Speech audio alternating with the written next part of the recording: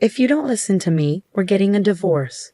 I'd rather divorce a husband who says such selfish things. I accept the divorce that my husband dealt me. He looks at me with a smug smile, not knowing what will happen next. My name is Emily. I got married 5 years ago, and I'm 35, living just with my husband. Although I'd like to have children, we've not been blessed yet. We've considered fertility treatment, but due to my husband's opinion, we decided not to pursue them, leaving it to nature. If we can't have them, it's still a life living just the two of us. My husband said that, and it helped to ease my mind a bit. After we got married, both of my husband's parents passed away one after another, which left us no time for treatments. Truth be told, my husband is quite dominant. He was originally senior at work, and in front of relatives, he'd refer to me as his foolish wife.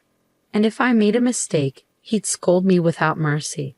Since our relationship was hierarchical before marriage, it continued even after marriage. This may make my husband sound like a bad person. He has his gentle side too. When I was his subordinate, he gave me accurate advice and guidance when I made mistakes or when things didn't go well. And he'd express his appreciation for my hard work. More importantly, he was the one who encouraged me when my beloved grandfather passed away and I was feeling down. This led us to start dating and eventually got married. After getting married, I retired and am now a full-time housewife. Hey, Emily, I'm home. Welcome home. My husband usually gets home after 9 p.m. Being a manager, he has a lot of work and is almost always in overtime. You're late again today. You must be tired. I pick up the shirt and socks that my husband has taken off and talk to him. He just sits on the sofa and doesn't say a word. It's always like this. He must be really tired. I start preparing dinner for him, and when I finish serving him, he begins to eat without a word. After he finishes eating in about 10 minutes, he heads to the bathroom. I prepare a bath towel and underwear for him and start cleaning up after dinner. And when he comes out of the bath, he goes straight to the bedroom. My husband has always been a man of few words, but I wonder if the recent promotion has been building up his fatigue. For the past year or so, there's been very little conversation between us. But even so, I trust and love my husband because he was the one who was with me when I had the hardest time. I lost my father in middle school and my mother in my freshman year of high school. Afterwards, I was taken in by my grandfather and raised by him. My grandfather treated me like his own daughter and loved me dearly. I adored my warm and kind grandfather. I wanted to give back to my grandfather. When I started working, I had a goal in mind, to save money and spend quality time with my grandfather. I took him on trips and shared delicious meals with him. The time we spent together was enjoyable, and I wished for him to stay healthy and energetic forever. However, 3 years after I started working, my grandfather passed away from lung cancer. I was literally left all alone. I knew I would have to part with my grandfather someday, but I didn't expect it to come so soon. I wish I could have done more for him. We could have spent more time together. I was so sad, spending every night crying. The person who noticed my change was my then boss, my husband. My husband genuinely listened to me, saying, "You've been through a lot. You did well." I was truly lucky to have him as my boss. Normally a stern and intimidating boss, my husband was gentle with his words at that time. I'm sure he is a kind man deep down. That's why I want to continue to serve him. I think so. On a day off in the afternoon, the home phone rang. "Hello," I answered. "Oh, Emily, it's me," the caller said. It was my husband's younger brother. "Long time no see. What's up?" I asked. "I need to speak to my brother." "Is he around?" he replied. "Sure, hold on a sec." I called out to my husband, who was lounging in the living room. "You have a phone call," I said. As expected, there was no response. Without a word, my husband took the phone. "Hello, hey, how are you? What's up?" His face, which had been dour just a moment ago, immediately turned into a smile when he picked up his brother's call. My brother-in-law, who was 15 years younger than my husband, perhaps because of the age gap, my husband doted on him a lot. I hear that he is living a blissful life with his beautiful wife he got 2 years ago. But I wonder what's up? I thought aloud. Ah, is that so? So, are you okay? The tone of my husband's voice completely changed to a serious one. I wonder what's going on? I mused. Well, if you're ever in trouble, just tell me, okay? I'm your big brother after all." With that, my husband hung up the phone. "What happened? Is something wrong?" I asked. "My brother. He seems to have been laid off," my husband replied. "Laid off?" I exclaimed, surprised. I never expected something like this to happen. Yeah, I heard the company was struggling, but I didn't expect him to be laid off. My husband sat down on a chair, looking downcast. I was also unable to hide my shock. My brother-in-law is the exact opposite of my husband. He is gentle, calm, and always humble. He treats me with respect as a sister-in-law, and even when my husband insults me in front of our relatives, he would defend me, saying, "Bro, that's not fair to Emily," and never fails to show consideration for me by apologizing, "Sorry, Emily," for my brother's rude behavior. His wife is also a similar type of person, and I had a good impression of them as a couple. And now he has been laid off. I started to think about what I could do for my brother-in-law and his wife. I want to help them, wanted to support them, even a little. That's what I'm determined to do. "Hey, isn't there something I can do?" I asked my husband. He gave me a sharp look. "What do you mean by something?" He replied sharply. "Well, I was thinking, can't we do something to make your brother feel even a little better?" At my words, my husband sighed heavily. "You really are a hopeless woman. You who haven't been out in society wouldn't understand this. He's going through the toughest time right now. To casually say if there's something we can do, outsiders should keep quiet." His aggressive attitude took me by surprise. I meant well, but it seemed I had rubbed him the wrong way. "Outsider? Aren't I a part of the family too?" I asked my husband, almost pleadingly. "Family? You're my wife, not my brother's. Unrelated outsider." His words struck me like a knife to the heart. I'd never seen my husband this aggressive before. His brother being laid off must have been a tremendous shock to him, but there are things you can and can't say. "Just don't do anything unnecessary," he said before he walked out the door. After that, he became even more oppressive towards me. "What's with this meal?" "Learn from my brother's wife." "What did you do all day today?" "My brother's wife always keeps herself tidy and manages the household work perfectly," he barked. I'd never seen him be so unreasonable. I wondered what on earth had happened. "Enough. What on earth happened to you?" I finally snapped back at my husband. "Shut up. Everything's a mess because of you," he blurted out, making no sense. I didn't know where to start with him. Before long, we weren't even making eye contact, and the gap between us was growing wider and wider. I began to question my relationship with my husband. One day, my husband started sorting out things in the morning, like a thorough cleaning. He was sorting necessary and unnecessary items, steadily increasing the number of garbage bags. I wondered what he was up to, but our relationship had grown cold lately. I didn't have the energy to speak to him, so I didn't intervene in his tasks. But unusually, he spoke to me. "Hey, what are you doing? You should start packing too," he said. "Huh? Packing for what?" I asked, confused. "We're moving out. I'm giving this house to my brother and his wife," he replied calmly. "What? What are you talking about?" I was taken aback.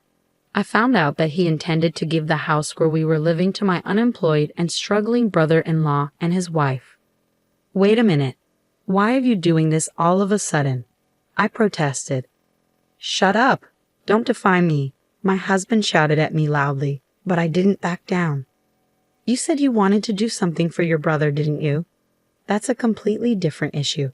What are we supposed to do if we hand over the house? Where are we going to live?" I reasoned with him. "We'll figure that out later. My brother's in trouble right now, and as his elder brother, I need to help him," my husband insisted, moving the conversation along entirely on his own. To begin with, my brother-in-law was not the kind of person to kick us out and move into someone else's house brazenly. Despite this, why? As I gave my husband a suspicious look, he handed me something. "If all you're going to do was talk back, you're of no use to me anymore. We're getting a divorce. Get out of here right now," he threw at me, the divorce papers already filled out. I couldn't believe he was proposing divorce. Stunned by my husband's unexpected move, I could only stand there, and yet it felt strangely appropriate. I didn't feel like we could continue as a couple, even if we stayed together.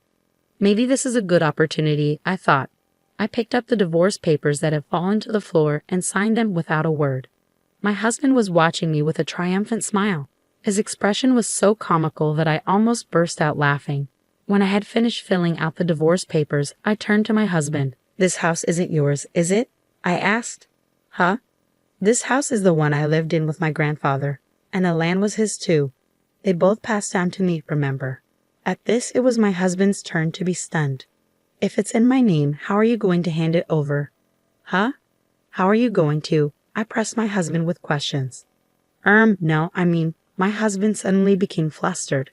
"Did you forget you moved into my house before we got married because you thought it was a waste to pay rent? I've been paying the property taxes on the house and land every year because they're in my name, and you haven't given me a penny." Well, it doesn't matter anymore. Once these papers are filed, our divorce will be finalized and we'll be strangers. "Wait a minute. Let's calm down," my husband pleaded. "Calm down. That's my line. You're handing out divorce papers like it's nothing. How selfish can you be? It's unbelievable." I unloaded all my pent-up frustrations on my husband. I loved my husband, and I thought he loved me too, but maybe that was just my misunderstanding. I never expected the end of our marriage to come so quickly. "Emily, wait, this is a misunderstanding. Let's talk about it," my husband pleaded. "Talk? You were the one who brought up divorce first, weren't you?" I retorted. "I've had enough of you saying this." I carefully put away the filled-out divorce papers. "It's a holiday today, and I'll submit them first thing tomorrow morning." My husband lay on the floor in a daze. "No, this can't be," he muttered.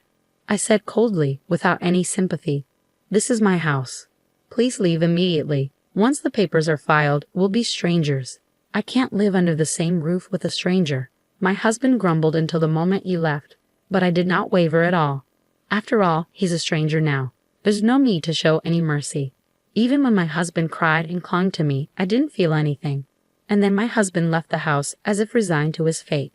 News of my divorce from my husband spread quickly at his company. He was immediately looked down upon at work. I heard rumors about the reasons for our divorce, and my husband's behavior throughout our married life spread in great detail. It seemed my husband had entirely lost his place at his company. I really wonder who started and propagated these rumors. All I did was answer the questions his colleagues and subordinates asked me, and nothing more. Then, about 6 months after our divorce, on my way back from the real estate agency, I ran into a person I'd rather not see. It was my husband. Well, since we're divorced, he's my ex-husband now. It seemed like he had been waiting for me to come out of the agency. The whole situation was quite unsettling. Even when I tried to ignore him, he continued to follow me persistently. Finally, out of patience, I reluctantly agreed to talk with him. "Enough. If you have something to say, just say it quickly," I told him. "Emily, I've always despised you," he declared. His sudden proclamation left me baffled. It turned out he had been blaming me for his brother's layoffs. "Huh? Why would that be my fault?" I asked, incredulous. "Ever since we got married, bad things just kept happening," he insisted. Indeed, after we got married, unfortunate events like his parents passing away and him getting injured occurred. But his father was already hospitalized before we got married, and his mother was always frail. His injury was a result of his own drunken clumsiness. He tripped over a curb and broke his wrist. Still, in his mind, it seemed like I was the person responsible for all the misfortune. "So, you think I was the cause of all the misfortune, and that's why you hated me? I always thought you were just a bit awkward, but you were simply despising me, huh?" I was thoroughly exasperated with him. He just kept blaming everyone else without taking any responsibility. There was no basis for his accusations. I couldn't believe someone like him managed to be a supervisor at his company. I began to worry about his subordinates, fearing they might be unjustly criticized for no reason. When did this reliable superior turn into such a person? And I felt a bit pitiful for having been married to someone like him. "But even after divorcing you, bad things have kept happening to me." "What kind of bad things?" I asked. He rolled up his sleeves, revealing painful-looking burns from a fire. "Actually, my apartment burned down 3 months ago. But that's not all. I lost my wallet, made mistakes at work, plus my brother's been acting cold to me and hasn't been in touch recently. So even after we split, his misfortunes continued." "Well, that's to be expected," I replied honestly. Hearing such stories didn't make me feel sympathetic or sorry for him at all. After all, these are all consequences of his own actions, and I have nothing to do with them. "Please, Emily, come back to me.